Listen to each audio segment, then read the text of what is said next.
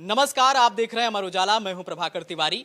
आज हम एक ऐसी खबर की चर्चा करेंगे जिसने हैरान कर दिया है और ये खबर है साइबर ठगी की। कानपुर से कई साइबर ठगी के मामले सामने आए हैं, लेकिन अब जो मामला सामने आया है वो चौंकाने वाला है। वो इसलिए क्योंकि इस साइबर ठगी के मामले में कई बैंकों के बैंक मैनेजर और बड़े अधिकारी भी शामिल हैं और 125 करोड़ रुपए के इस साइबर ठगी का ये खेल किया गया है, जहां पर ट्रांजैक्शन का खुलासा हुआ है 125 करोड़ का। ये क्या पूरा मामला है, हम समझेंगे अपने वरिष्ठ सहयोगी प्रसून शुक्ला जी से।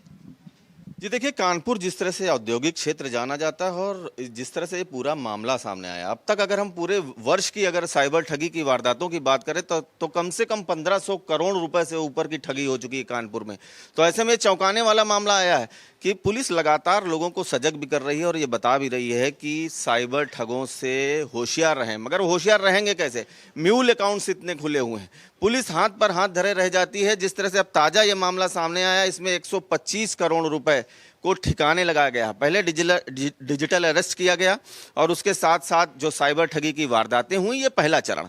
दूसरे चरण में जो ये इस रकम को ठिकाने लगाने में जिनकी भूमिका संदिग्ध रहती थी, वो बैंक के अधिकारी निकले हैं। लंबे समय से पुलिस काम कर रही थी।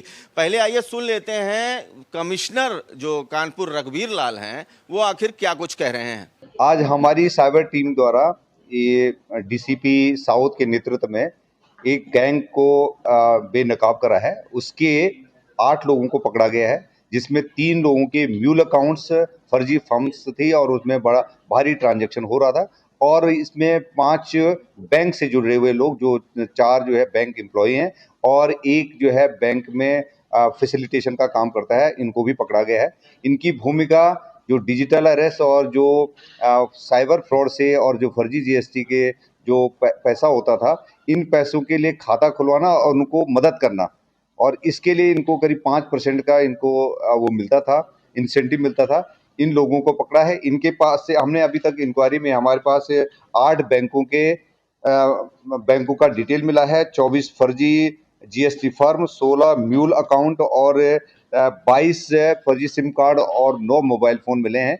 और इसमें करीब 125 करोड़ का डायरेक्ट जो है खातों से ट्रांजैक्शन दिख रहा है और 58 करोड़ का एक डिजिटल अरेस्ट का जो केस है नवी मुंबई का है, उससे भी कनेक्टेड अकाउंट हमें मिला है, जिसमें से 93 लाख जो है फ्रीज कराए गए हैं। ये बैंक के अधिकारी जो इनको करंट अकाउंट दिलाने में और ट्रस्ट के अकाउंट दिलाने में मदद कराते थे। और दूसरा, जो यदि साइबर फ्रॉड का यदि पैसा उस अकाउंट में आता है, तो उस अकाउंट पे जैसे ही पुलिस की या किसी इन्वेस्टिगेटिंग एजेंसी की रिक्वेस्ट होल्ड के लिए जाते थे, तो इमीडिएट इन लोगों को जो होल्डर है, अकाउंट होल्डर है, उनको इंटीमेट कर देते थे कि इसमें होल्ड लगने वाला, इस इमीडिएट जो है आप पैसा विड्रॉल कर लें, तो और फर्दर इसमें पैसा मत मंगवाएं। ये कुछ ट्रस्ट में जो ट्रस्ट के अकाउंट होता है, इसमें भारी पैसे का ट्रांजैक्शन होता है। और ये ट्रस्ट वालों के बारे में जब अभी बातचीत करी है, तो इनका बताना है कि इसमें ट्रस्ट वाले करीब 20% पैसे का अपना लेते थे और बाकी पैसा विड्रॉल करके इनको देते। अभी कर्नाटका के एक ट्रस्ट का हमको डिटेल मिला है जो किसी रिलीजन से जुड़ा हुआ है और इसकी और गहराई से जांच पड़ताल कर रहे हैं। तो जिस तरीके से आपने कमिश्नर को सुना कि उन्होंने पूरे मामले को लेकर बताया, प्रसून, ये कौन सी बैंक के मैनेजर हैं और अधिकारी हैं? क्या कन्नौज की ब्रांच का भी इसमें नाम आ रहा है? वो कौन सी बैंक है? देखिए, इसमें एक बैंक नहीं है, इसमें 2 बैंक हैं। उनमें लिप्त कई बैंक के मैनेजर्स हैं और अधिकारी शामिल हैं। पहला जो मामला खुला है वो एक्सिस बैंक के मैनेजर का है, जो कि कन्नौज बैंक में था। कन्नौज से ये करता ये था कि जो जिस तरह से अकाउंट होते थे, फर्जी केवाईसी की जाती थी खातों की, और फर्जी केवाईसी के बाद में इन खातों को संचालित किया जाता था। 67 करोड़ रुपए का एक ही खाते से लेन देन हुआ, जो कि बर्रा थाने का था। डीसीपी साउथ का इलाका वो लगता है, कानपुर का इलाका है। उस खाते में 67 करोड़ रुपए की जब ट्रांजैक्शन हुए तो पुलिस के कान खड़े हुए। उसके बाद में पूरी जब जांच होती है तो देश भर में तकरीबन 17 साइबर ठगी की जो वारदातें हुई, इन 17 साइबर ठगी की वारदातों में सोनू शर्मा के ही अकाउंट का इस्तेमाल किया गया। ये चौंकाने वाली बात है।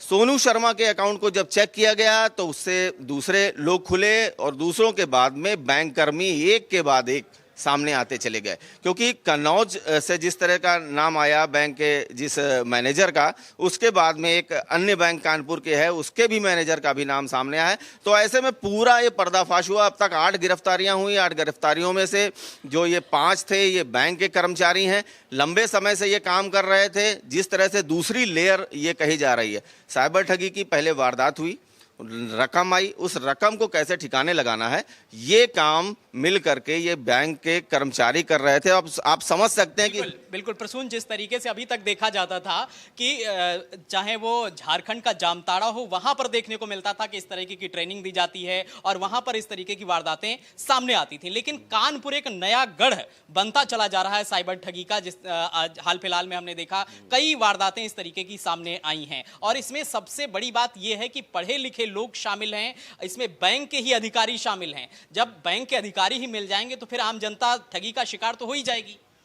जी बिल्कुल, जैसे कि अब ठगी की जो वारदात जिस पर पुलिस काम कर रही थी वो नवी मुंबई में एक ठगी की वारदात हुई थी। उसमें 50 करोड़ रुपए से ऊपर की धनराशि जो है डिजिटल अरेस्ट के जरिए निकाल ली गई थी। साइबर ठगों ने पूरा संजाल बनाया और डिजिटल अरेस्ट के जरिए जो है 50 करोड़ रुपए से ऊपर की धनराशि को ठिकाने लगा दिया। अब इसी रकम का पीछा करते करते पुलिस लगातार काम कर रही थी। जो साइबर सेल थी वो भी काम कर रही थी, उसमें एक बड़ी सफलता मिली। कानपुर में आपको बता दें कि लगातार, क्योंकि औद्योगिक क्षेत्र है, बड़े पैमाने पर लोगों के कारोबार हैं, फैक्ट्रीज हैं, इंडस्ट्रीज हैं, तो ऐसे में जो साइबर ठगी पुलिस के लिए भी चुनौती बनी हुई थी। ऐसे में जिस तरह से ये खुलासा हुआ है, पुलिस के लिए भी राहत की खबर है और ये माना जा रहा है कि इससे जो नेक्सस है पूरा ये खुल करके अभी सामने आएगा। क्योंकि अभी तक 8 लोगों की इसमें जो है गिरफ्तारी हुई है, यह भी माना जा रहा है कि आगे इस पर काम किया जाएगा तो और लोग भी इस पूरी कार्रवाई की जद में आ सकते हैं। बिल्कुल, जिस तरीके से ये पूरा मामला सामने आया है, इसमें 121 करोड़ रुपए से ज्यादा का लेन देन मिला है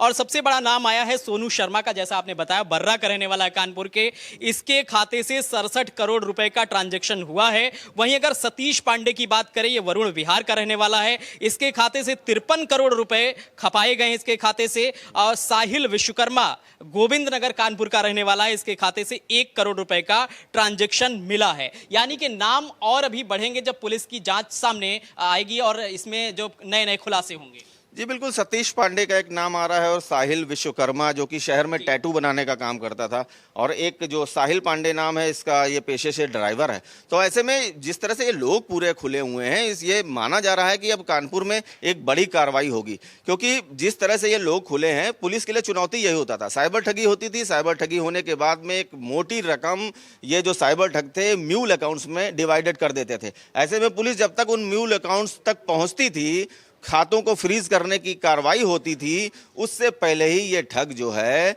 पूरी रकम को उड़ा देते थे। ऐसे में जो लोग थे, जो कानपुर के लोग थे, काफी परेशान थे। ऐसे में अब माना जा रहा है कि इस तरह की जो कार्रवाई हो उसमें और लोग भी लोग खुल करके सामने आएंगे। जी, अपने दर्शकों को यह भी हम बता दें कि किस तरीके से इस मामले का खुलासा हुआ है। नवी मुंबई से इसके तार जुड़े हैं। कानपुर में कार्रवाई का पूरा मामला तब खुला जब नवी मुंबई के एक कारोबारी और उनके परिवार को साइबर ठगों ने डिजिटल अरेस्ट कर करोड़ों की चपत लगाई। जांच एजेंसियों ने रुपयों के बहाव का पीछा किया तो उसकी कड़ियां कानपुर और कन्नौज के इन बैंकों तक आकर मिली। बर्रा पुलिस ने डीसीपी साउथ की साइबर सेल के साथ मिलकर घेराबंदी की और इस हाई प्रोफाइल गैंग का पर्दाफाश किया है। और साथ ही साथ प्रसून हम बता दें अपने दर्शकों को कि जो पुलिस का क्या कहना है, पुलिस कमिश्नरेट कानपुर के अधिकारियों का कहना है कि यह एक संगठित वित्तीय अपराध है। पकड़े गए सभी आरोपियों के खिलाफ गंभीर धाराओं में मुकदमा दर्ज कर उन्हें जेल भेजा जा रहा है। पुलिस अब तक की इस जांच कर रही है। 125 करोड़ रुपए की बड़ी रकम का कितना हिस्सा विदेशों में भेजा गया है, इसकी भी जांच की जा रही है उच्च अधिकारियों के द्वारा। लेकिन सबसे बड़ा सवाल यह प्रसून कि कानपुर एक नया अपराध का गढ़ नहीं बनता जा रहा है। जिस तरीके से साइबर ठगी के भी मामले सामने आ रहे हैं, हाल फिलहाल में एक मामला सामने आया जहां पर किडनी का जो प्रत्यार्पण किया जा रहा था और उसमें बहुत बड़ा खेल चल रहा था। देखिए, सबसे बड़ी चीज़ तो साइबर जिस तरह से अपराध बढ़े हैं, हमारे दर्शकों को इसमें जागरूक होने की भी ज़रूरत है कि हम अगर साइबर अपराध जैसा जिस तरह से फ़ोन कॉल्स आते हैं या डिजिटल अरेस्ट किया जाता है, तो प्रशासन भी लगातार ये कहता है और ये बात हम भी कह रहे हैं कि इस तरह के झांसों में मत आए। पहले जिस तरह से फ़ोन कॉल्स आते हैं उनकी जांच कर लें। ये हमारी भी जिम्मेदारी है कि आपको सजग रखें। तो इसलिए हम आपसे ये भी कहना चाहेंगे कि इस तरह के जो फ्रॉड्स हैं, इस तरह के फ़ोन कॉल्स हैं, उनको लेकर के सजग रहें। कानपुर की जिस तरह की ये घटना है, ये कान खोलने वाली भी है। कई घटनाएं ऐसी हैं जो उदाहरण के तौर पर आप लोगों के काम भी आगे आएंगे, क्योंकि जिस तरह से वारदातें हो रही हैं इन पे अंकुश नहीं लग पा रहा है। पुलिस के लिए भी बड़ी चुनौती बना हुआ है। ऐसे में अब ये देखना होगा कि इस जो पूरा नेक्सस है इससे कितने लोग अभी निकल के आते हैं, क्योंकि विदेशों में भी पैसा ट्रांसफर हुआ है। 125 करोड़ रुपए की बात हो रही, 125 करोड़ रुपए से काफी रकम विदेशों में भी ट्रांसफर हो चुकी है। तो ऐसे में पुलिस के लिए भी चुनौती है उस रकम को वापस लाना। फिलहाल सबसे बड़ा बचाव यही है कि हम सजग रहें, और सजग रहने की सबसे ज्यादा आवश्यकता है। प्रभाकर, वाकई में छोटी मोटी रकम नहीं है, एक बहुत बड़ा खेल किया गया है। जिस तरीके से साइबर ठगी का ये मामला सामने आया है, तो सभी को सजग रहने की जरूरत है। और कानपुर मंडल के कई जिले इसमें शामिल हो सकते हैं। जिस तरीके से कन्नौज का नाम आया है और कानपुर में कई जगहों पर जो है इसमें आरोपी बताए जा रहे हैं। तो आगे क्या कुछ इस खबर के बारे में अपडेट होगा, हम आप तक जरूर पहुंचाएंगे। आप बने रहिए अमरउजाला.com के साथ। नमस्कार। आपके राज्य की खबरें, आपके शहर की खबरें सबसे पहले जानने के लिए देखते रहें अमर उजाला। चैनल को सब्सक्राइब जरूर कर लें और पाएं हर अपडेट।